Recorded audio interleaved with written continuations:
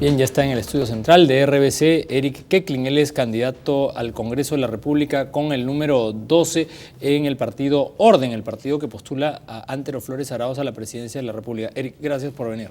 Muchas gracias a ti, Luis Alfonso, y gracias a los televidentes por estar acá con nosotros. A ver, empecemos hablando un poco de la situación o de esta coyuntura en donde de alguna forma, le decía yo al invitado anterior, esta es como una campaña que se inicia recién mañana, donde hay dos que han salido de la carrera electoral por problemas legales y otros que se quedan y a los que seguramente los electores van a prestarle más atención. ¿Cuál es tu mirada de lo que ha ocurrido? Bueno, yo creo que vivimos en un Estado de Derecho donde las instituciones públicas deben ser respetadas y pues debemos respetar la ley, ¿no? Así como debemos esperar que nuestros ciudadanos no pasen una luz roja, o el policía no acepta una coima, o tú no le des una coima al policía, ¿no? De la misma manera debemos, más aún en cuanto a la política, porque las decisiones políticas son las que tienen mayor preponderancia en la sociedad.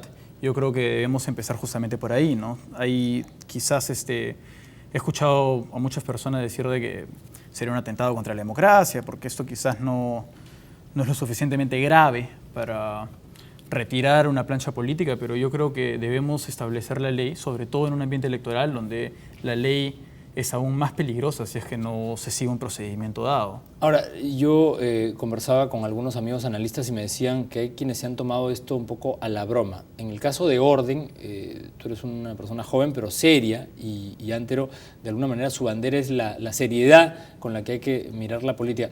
¿Tú dirías que la seriedad es una de las banderas que caracteriza tu agrupación? Bueno, yo creo que sobre todo en nuestro partido político tenemos técnicos del más alto nivel que hemos construido un plan de gobierno. Yo soy uno de los autores del plan de gobierno, sobre todo en el tema de reformas laborales. Y creo que tenemos una propuesta seria, creo que por eso mismo nos llamamos Orden, ¿no? Porque creo que lo que queremos dar a entender a la población es que justamente nosotros queremos hacer reformas institucionales. Mira, yo le voy a decir por qué entro con Antero Flores Arauz.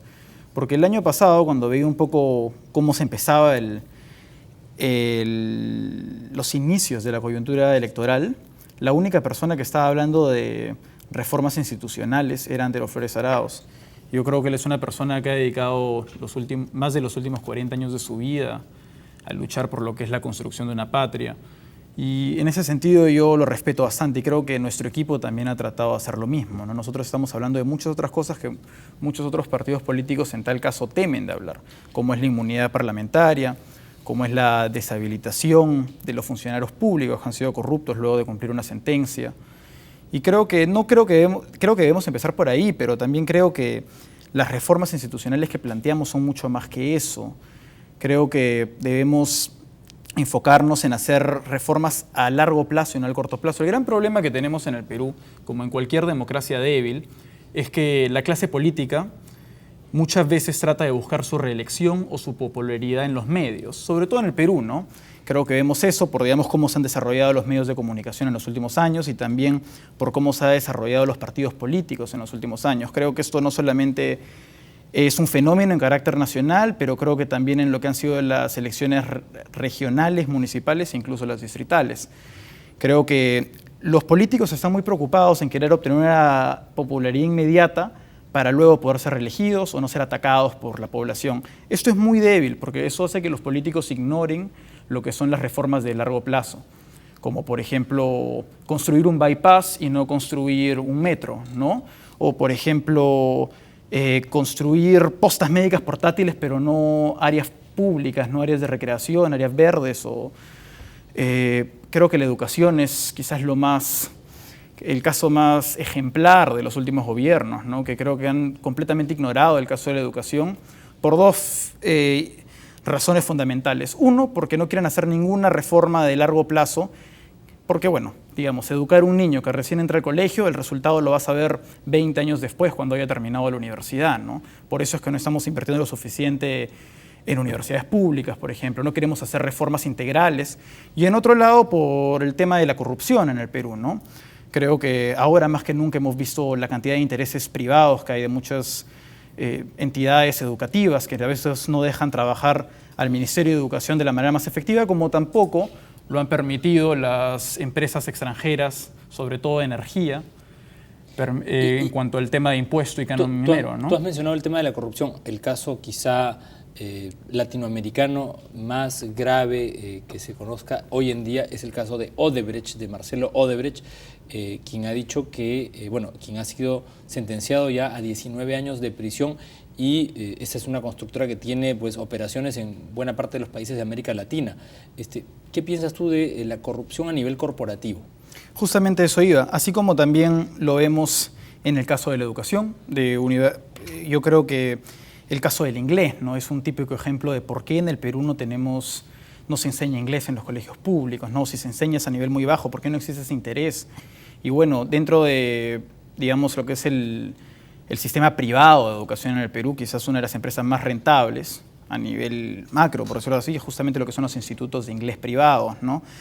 Creo que en el caso de las empresas constructoras, como tú mencionaste, Odebrecht, me parece que es un caso fundamental, ¿no? Eso es algo que siempre lo vemos con las compañías europeas o norteamericanas que están en el sector minero o en el sector de energías como el gas, ¿no? Que muchas veces con tal de no pagar impuestos o tratar de tener un procedimiento o un preferitismo por parte del gobierno, deciden, digamos, comprar a los políticos, ¿no? Yo creo que eso es algo muy grave porque, digamos, ahí el que paga el Estado, el que paga el costo, no es necesariamente el Estado ni necesariamente la empresa, mucho menos la empresa, justamente los peruanos, porque ese es dinero que nos roban de nuestros impuestos, ¿no? Ahora, yo te pregunto, cambiando ya un poco de tema, ¿qué mensaje le darías tú a la gente que se ha quedado sin su candidato por el cual iba a votar? Es decir, al independiente que veía con simpatía Alianza para el Progreso o que veía con simpatía a Todos por el Perú y que de pronto no te conocía a ti o no conocía a Orden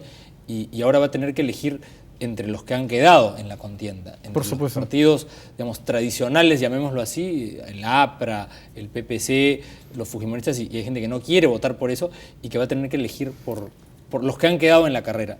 ¿Tú qué le dirías a ese que no está, digamos, tan fidelizado o que no está tan identificado, pero que quiere un cambio? Bueno, yo les diría que traten de encontrar una alternativa nueva. Yo creo que nosotros somos esa alternativa nueva. Por lo menos yo como candidato me he querido enfocar en un sector de la población que ha sido completamente ignorado por el Estado en los últimos años, que es justamente los jóvenes. Yo contribuí con una de mis propuestas para el plan de gobierno, que es justamente lo que son leyes laborales juveniles. Queremos de que las empresas y los jóvenes ya no tengan que pagar los impuestos laborales y de esa manera el joven pueda, digamos, promover el empleo juvenil. Más o menos hemos hecho un aproximado que el efecto inmediato sería de un incremento en 30%, es decir, una empresa que contrata a 10 jóvenes actualmente o 10 adultos actualmente, ahora podrá contratar 13 jóvenes por esta deducción que va a haber en impuestos. En segundo lugar, no queremos que los jóvenes pierdan sus derechos. A diferencia de la ley Pulpín, lo que promovemos es que los jóvenes tengan los mismos derechos laborales, que los jóvenes no sean más vulnerables a ser despedidos, tengan los mismos seguros y no corran ningún costo. Aquel que correría el costo sería el Estado en tal caso porque ya no recibiría este impuesto, pero después de todo eso no importa porque lo que nosotros buscamos a través de esto es reactivar la economía. Reactivar la economía a través de elevando el poder adquisitivo de los jóvenes. Yo creo que hay que mirar a largo plazo. Los jóvenes que ahorita pueden ganar más a través de esta nueva ley, luego incrementan la demanda y brindan más trabajo a más peruanos.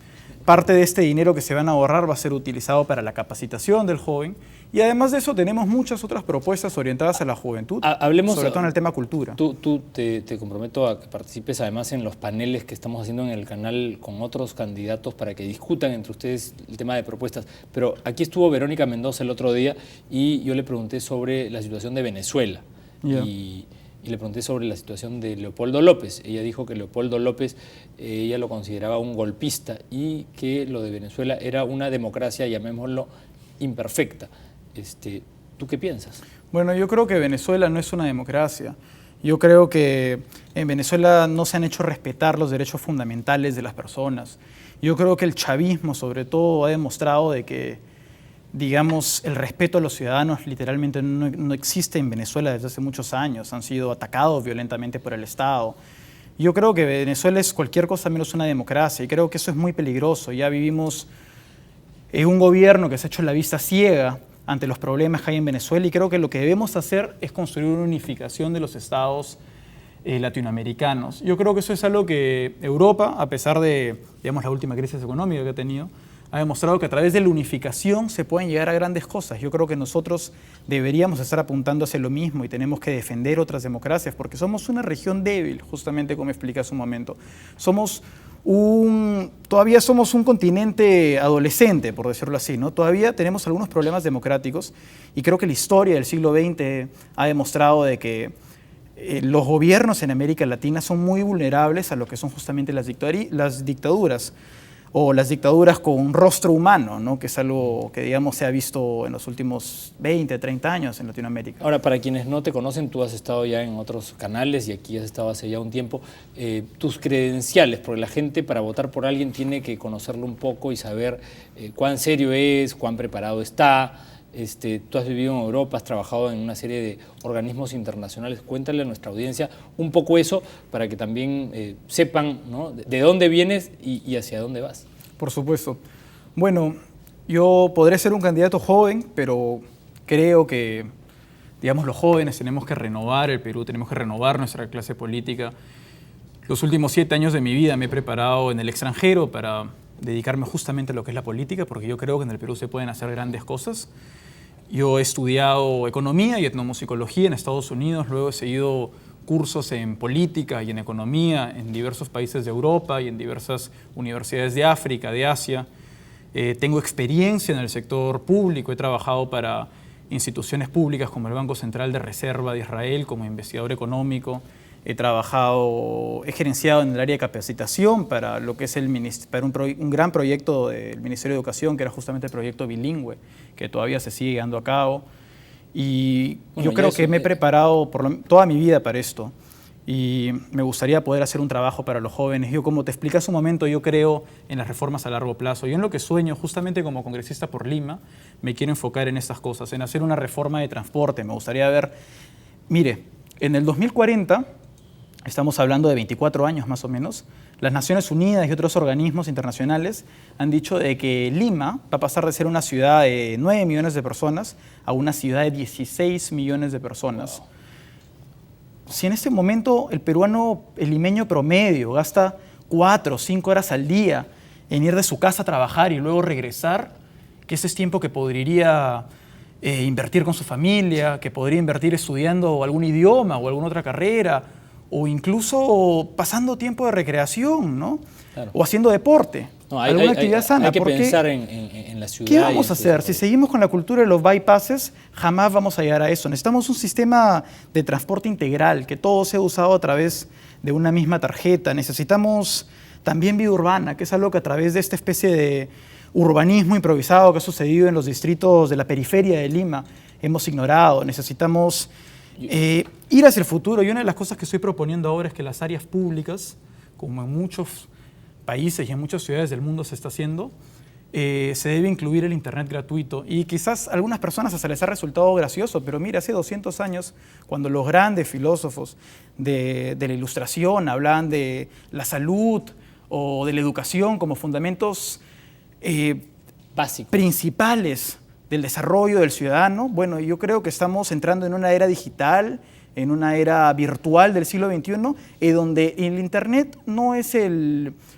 simplemente el derecho a tener Internet. El Internet es la habilidad para estar, digamos, y las herramientas para poder estar conectado e informado. Es el derecho a la información y a la comunicación. Y sobre todo debe empezarse en los colegios públicos, en las universidades públicas, en las áreas públicas. En eso coincido 100%. Yo como te digo, va a ser interesante que participes en los paneles para que puedas tú conversar y explicar con más detalle tus propuestas. Muchas gracias, Eric. Gracias a ti, Luis Alfonso. Muchas gracias. El símbolo es un quipu, ¿sí? El símbolo es el quipu de orden, ¿no?